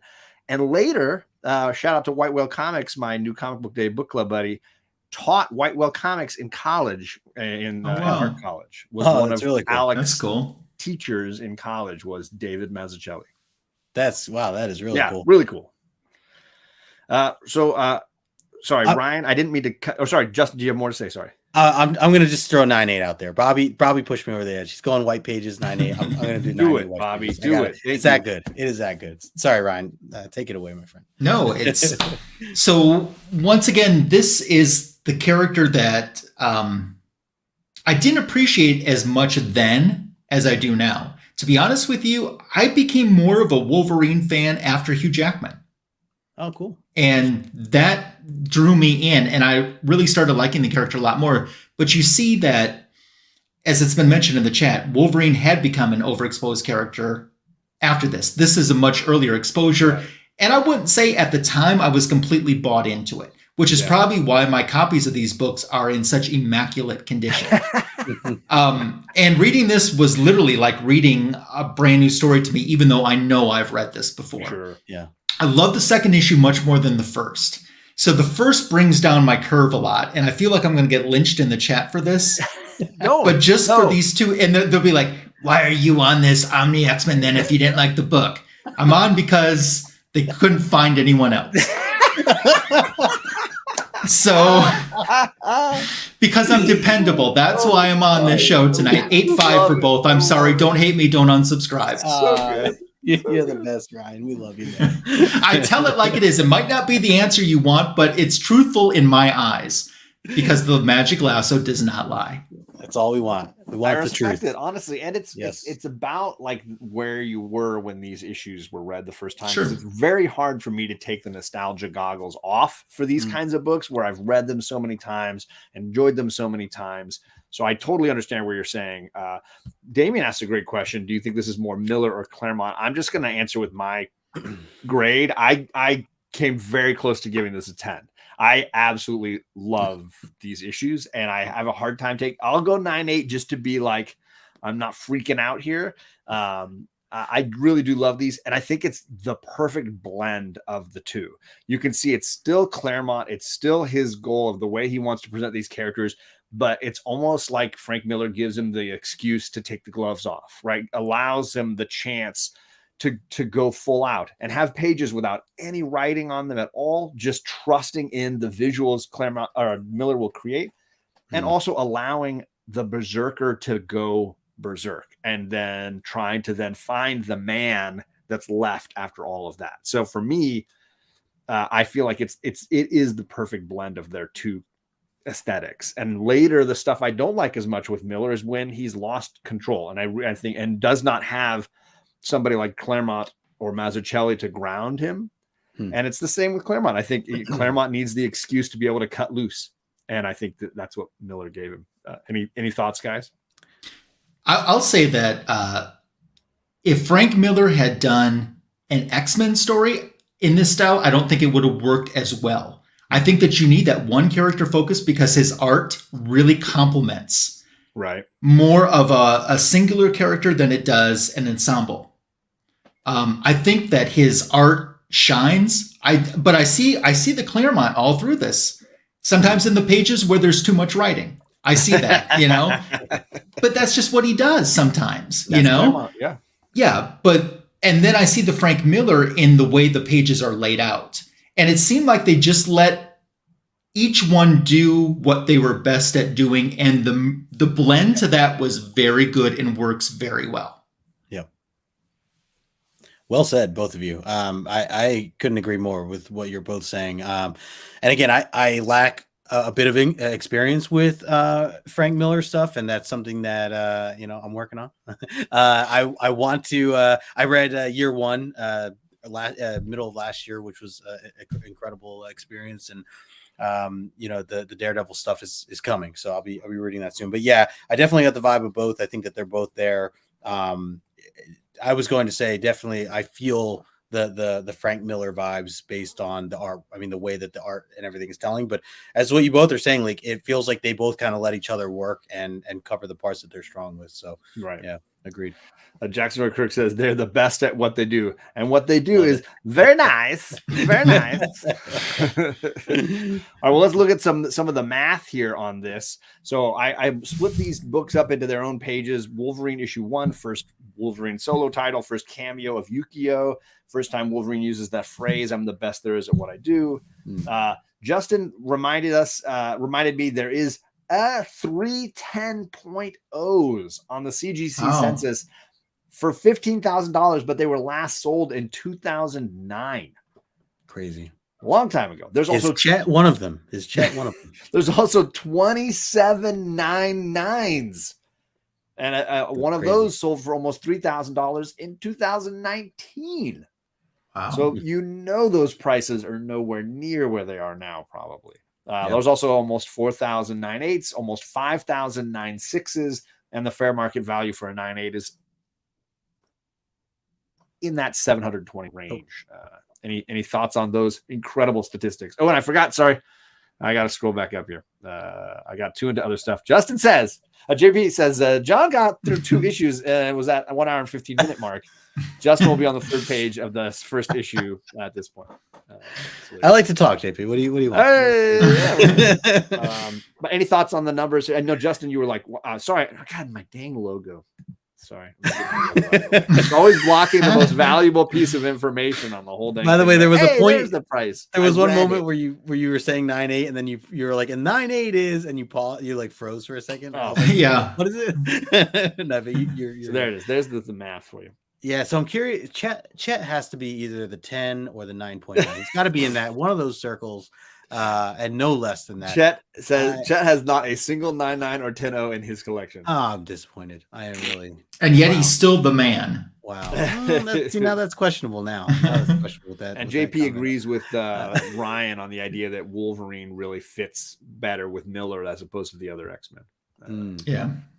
Ryan, would you have given this either of these issues a higher grade if Dazzler were involved? Would that have affected?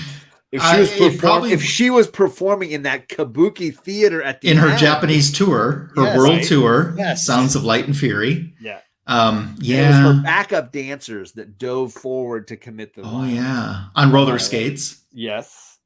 Yeah, I Right. probably would have. With blades on the roller skates. They were roller blades. I'm going to recommend this to be rewritten when I talk to Claremont next time. Well, all I've been thinking in the last few moments, though, because I do know that my books are very high grade. And now I'm looking at these numbers going, I might need to really pull these books out and take a look. I might be able to trade for that GSS Get one that from 9.9, Justin. baby. Oh, Get there you that go. 10.0. Hey, So- let's talk, Ryan. Yeah. I will say, I feel like, and especially now reading this, because I've read Wolverine's first appearance, those stories, and in my opinion, they're not great. But I feel like this would be the book I'd want to own if I had to only choose one, of like the highlights of Wolverine's, appearances and whatnot. I mean, I guess technically GSX1 is his second appearance, so that's also very important. But anyways, yeah, love it That's overall. like his fourth appearance. Let's be I would honest. love, yeah. Don't get into that debate. You're right. That's true. Good point. People unfriend each other over that one. Yeah.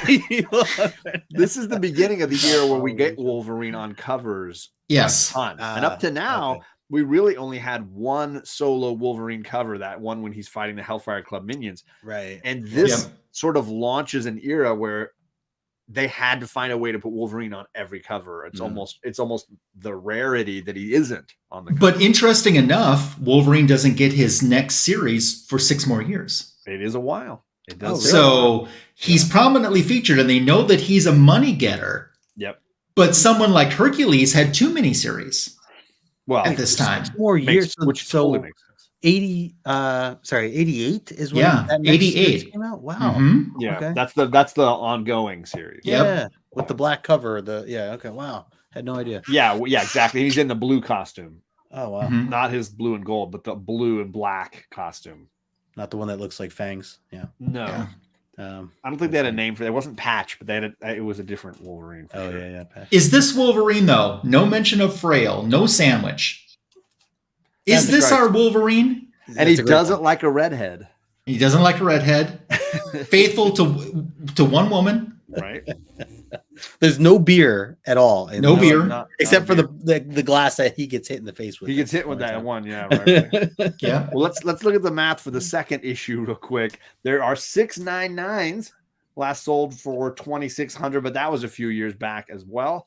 There's about 1,000 9/8s, almost 1,600 9/6s, on and on. $525, the fair market value of a 9/8. This is the first full appearance of Yukio. I don't know. Any need to say anything there? Are we good? I love this cover too. I I love all this the covers cover. are great, but yeah, the blue, it's a beauty. The colorists really did a great job on this series. Yes. So, and sometimes colorists don't get acknowledged like they should, but in this case, the colors should be acknowledged. Well, And of course, we don't know who it is. It makes a ton of great lighting effects. Yeah. Yeah, for sure. Let's see here. I think that is it, folks. So let's stop sharing that and get back to the show here. Hey, look, we're normal size again. So huge thank you to Ryan for subbing in here and traveling across Canada to New York to Japan with us and enjoying some kabuki theater. we're going to stick around because we've got questions and trivia that we're going to ask here. So those of you in the chat, while you're subscribing to everybody's Instagrams and YouTubes and making sure that you're ready for the future content that these great providers make for you, get ready because we're going to ask 4 trivia questions. These are about last episode, last issue 170 over on Justin's channel. And we're going to look for 2 correct answers. And we're going to look for an answer that Ryan deems to be the funniest or most entertaining of the lot. So 3 chances to get into the raffle for our end up giving away all these awesome prizes. I'm going to try to make, I think I did a pretty good job of the last 2 mystery boxes. I'm ready to slay this 3rd one. So if you want to get in on the mystery boxes, the slabs that might be given away, the original art that we're putting together with Tim Stacy. Yes, I did right. Make sure that you are hanging around and trying to answer some of these awesome questions. Yep. Justin, do you want to kick us off? Justin Roy Kirk is already done. He's already answering. He's already done. He's got all. Oh man, he's good, man. And he spelled it right because all right, Justin, what do we got? Okay, first question is: what were Scott and Madeline Pryor doing in the first page? On the first page, in the issue from last issue. Remember, we're talking 170. Easy one, I know that. What were they doing, Scott? I would have had my answer in already. On the first page of the issue. Yep. And it references it to the title of the issue. That's true. That's true. Damien, I agree. I do need to read some Miller Daredevil, which I did start with Daryl. Just need to carve out some time to go through the rest of it. I got 2 correct answers already. Yeah. Chet. Is it spelled? Yes, good. No Yep. E. And I got JP coming in strong. They were dancing in the dark. Yep. Jacques is doing sign language. Jacques doing sign language. I appreciate the way you did that. Really well done. Bobby says shooting quarters out of the sky. Dancing nice. to Diana Ross, not the Bruce Springsteen dances with the dark, dancing in the dark. That was Ben Compton saying they're stirring the spaghetti sauce, which is a Magic Lasso channel reference. Oh, nice. That's pretty good. Ooh, there's some listening to Dazzler while eating Rachel's dinner. Oh my gosh. All the things I love. Ryan right now. Ryan has this chat. That's tough. This chat. There's some good ones. Really bringing the A game today. I knew that was gonna be a good question, John. I love the open-ended questions where you just can go in a million directions. Ryan, do you have a favorite you want to go here? I do. And there were, you guys did a great job of really giving me a lot to choose from. Oh, Scott was having a layover. He was trying to get a lay. That's me too. Yep. There's some great answers here. Jacques, I would probably subscribe to my channel if I was you because I'm picking you. Nice. Boom! Jacques, just getting. Sometimes no words say it all. Totally. I'm saying, right? And he got his in first. So yeah, he did a great job with that one. Jacques. Yeah, I like the other stuff though. You guys did really good on that. Yeah, that was pretty hilarious. All right, my first question. Although you want to know what my answer would have been? Okay. My answer would have been he was trying to get in her jeans. Nailed it. Well done, Ryan. Well done. Scott always trying that, Candace, with every woman he meets. Mm-hmm. Yep, always. Okay, my question is, what was Callisto's evil plan with Angel? What was her plan with Angel? Callisto kidnapped him in the previous issue, 169. Now we unveil her dastardly plan. What was it? Adam's like, wow. I don't know if that was to Ryan's joke or to one of these other jokes. All right, I got the first 2 correct answers. JP and Candace. Yeah, she wanted to marry him. Yeah. She did not want to may him. She did not want to may him. Then he just wrote Mary. May him marry. I want to make an entire series of videos of just Justin laughing it's- at Chet spelling. Mhm. You could probably make a full episode of this show. That's true. Just that. We're gonna make that spelling tip happen. coming. Pay him. Love it. Love it. To all of Pay those. him. Yeah, all of those. Bobby Legato says to make the softest pillows out of his feathers. That's a good call. She does cut those pin feathers out, right? She does. True. She wanted to make him wear a man diaper and pretend he was Cupid. I mean, it's not wrong. Pretty Nope. accurate. It's not wrong. Make him pay for all the Morlocks. Oh, to take all the Morlocks to a Oh. Diana Ross Because he concert. could afford it. Good seats too. It's genius. Yeah, he'd buy out the whole stadium. Yeah, who says the ugly can't sit up front? That's right. To hold him for ransom for $1 million. You like the comment I left you, John?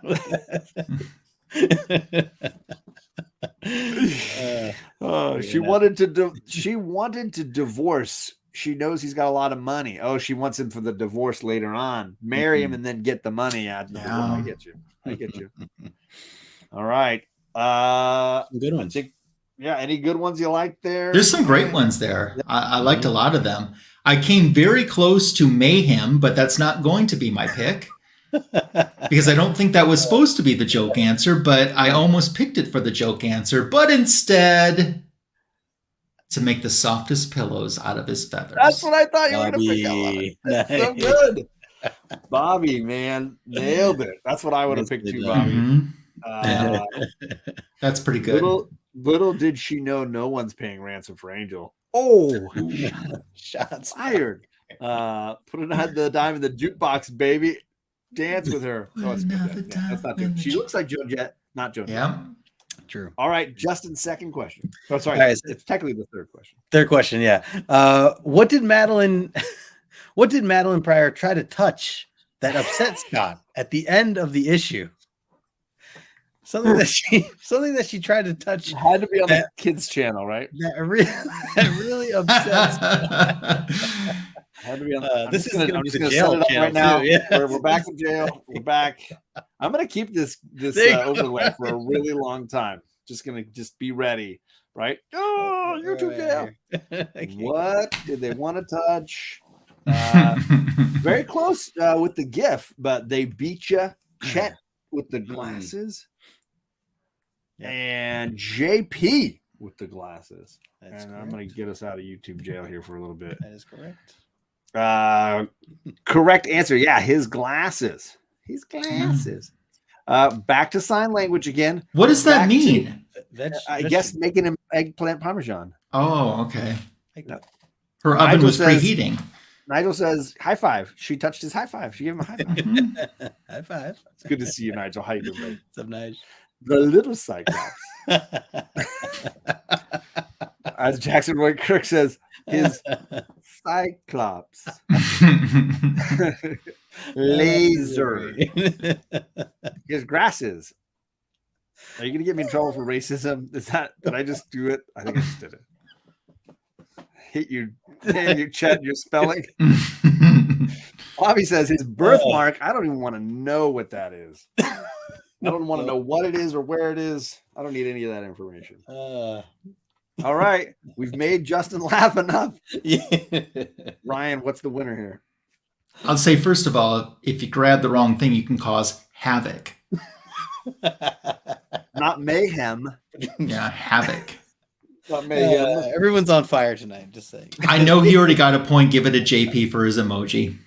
There it is. Parmesan and the eggplant Parmesan. Mhm. Another racist voice for John to do. A wiener is a All winner. right. You're getting shut down anyways, John. You might as well. I go. know. I'm just gonna get it all out of the system Mhm. now. It doesn't. It's not.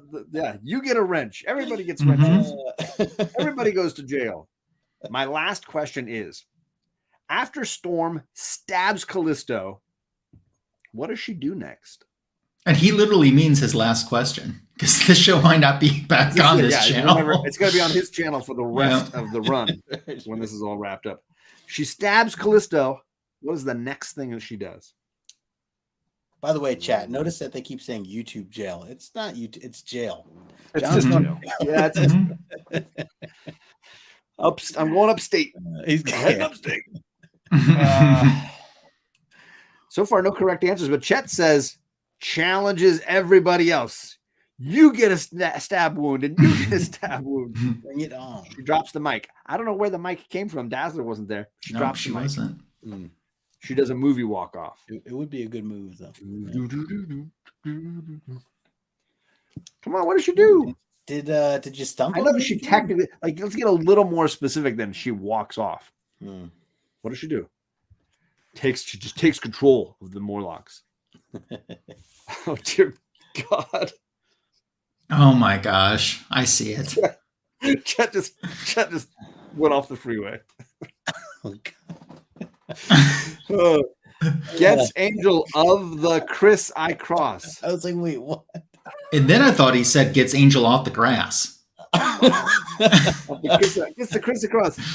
She mazed them all. He mazed them all. He does all the maying. They maze the maze. This time, Chet drops the mic. Walks away as she falls. I mean, yeah, I'll give you that one. But I'll give it to JP. Correct answer was she gets Angel off the Chrissy Cross. Yes, she walks over, she cuts him down, and carries Angel away. She carries Angel away. So I'll give Chet. I'm shocked to say this was the only one with the full correct answer, but JP was close enough. It walks away. Yeah. The Chris weak sauce. She cuts Angel down and then I was impressed with her arms, how flexed she was last week. She carried Angel, y'all. It's true. Yep. She carried Angel. Ripped. I'm just saying, impressed. We've also got the same thing that happens to everything else. Damn you, Jacques. It's the worst line in all the X-Men movies, and you had to throw it in my face here. You know what she's supposed to say? He croaks. That's what she's supposed to say. What happens to a toad when he gets hit by lightning? He croaks. That's what she's supposed to say. The thing was set up for that. The layout they just fail. She says that's what you get. I answered correctly after 3 attempts. I know, right? Rachel's dinners maze him. Oh yeah, he doesn't weigh much. We talked about the bones of a bird being very, very hollow. Yeah. I thought somebody would have said that she changed his diaper or something, but no diaper play. No. Just disappointment strikes again. Yeah. All right, did we have a favorite answer in there, Ryan? I know there's some good ones at the beginning when people were trying to be serious. I'm split between two. But I'm gonna go for Fox X-Men. It's not X-Men. I'm gonna go for Jacques. Jacques, you better subscribe to my channel because I've given you 2 points. Somebody drop the link again to Magic Lasso's channel while I give Jacques his 2nd point of the night. Well, that's how I make friends in this community. 12 the slip of a point. Yeah. 2 of them went to Jacques. So that means, Jacques, you better be there at the end of June when we do our big giveaway special and spin that wheel because your name's going to be on there. He subscribed. There you go. There you go. I'm so happy. If you don't know Ryan and you miss his channel, you're going to miss out on lots of great content over there on the YouTube channel for the Magic Lasso. Why do I have Arcade on my shirt? Because he's Chet's Go favorite ahead. character. Every Sunday night, he's talking about great Silver Age, Bronze Age DC classic books, breaking them down with his buddies in the community, Tony Fett, among many others. So if you're not over there, you're missing on that. I've yet to be able to make it. No, but you've been invited. I have been invited. Justin's been on the show already. He's better than me. I brought a modern book on, but it's still worked out. So definitely get over there. He's also doing the back issue of is it the week? Not, it's still just the week, right? Back issue of the week. Look, I've triggered chat. It's definitely Arcade. We figured this out, Chet. Come on. I broke the chat. Yeah, it's just like bashing his phone. I know he is. He's upset right now. But if you catch Ryan's shorts here on Instagram, not his clothing, but his YouTube shorts, you get some really great looks at classic DC comics as well. People enjoy it when I drop my shorts. I'm saying I'm a big fan. I did. Hey, incidentally, I did a short last week that was on Marvel's very first limited series. And I didn't see anyone mention that title when they were talking about all the different early limited series Marvel did, but it was their very first limited series. I did a short on that last week. I did a short that dropped yesterday on just Hulk, the one from 2 years ago, the 2021 one. Was that the Cates? Was that the Cates? Yeah, the Donny Cates one. It's got a great Herb Trimpe hidden gem cover too. Nice. Yeah. Nice. JP says, I've been on the show and I played D&D too. He did. Get out of here. He did. I hate you. I hate this. You run the D&D show, so you can be as late as you want. We all have to wait for you. You're not in YouTube jail. Bobby's right. Dropping shorts is exactly what you're here for, Jedi Code. Thank you for coming by. We're ending the stream now, but we are back on Justin's channel. If you want to hear about Wolverine issue 3 and issue 4, and you want to hear Morbius drop more F-bombs and you can count, you need to be subscribed at No Good Comics, as we'll be over there next Tuesday to wrap this whole thing up with a bow. And if you want to know my thoughts on X-Men 174, well, too darn bad, because you don't get them now. You can blame the Geek Aficianado. It's all his fault. There you go. The gas leak. I had great things to say too. I'm like, literally, it's going to be Dear Diary. I don't get to be on 174 breakdown now. Are you there, God? It's me, Ryan. Yeah. Jimmy's gonna watch this later. He's like, forget it. I won't be on any. I don't even like you guys anymore. Yeah. Well, good night, everybody. Thanks for hanging out with us, and we'll see you again in 1 week on No Good. Bye. Later, gang.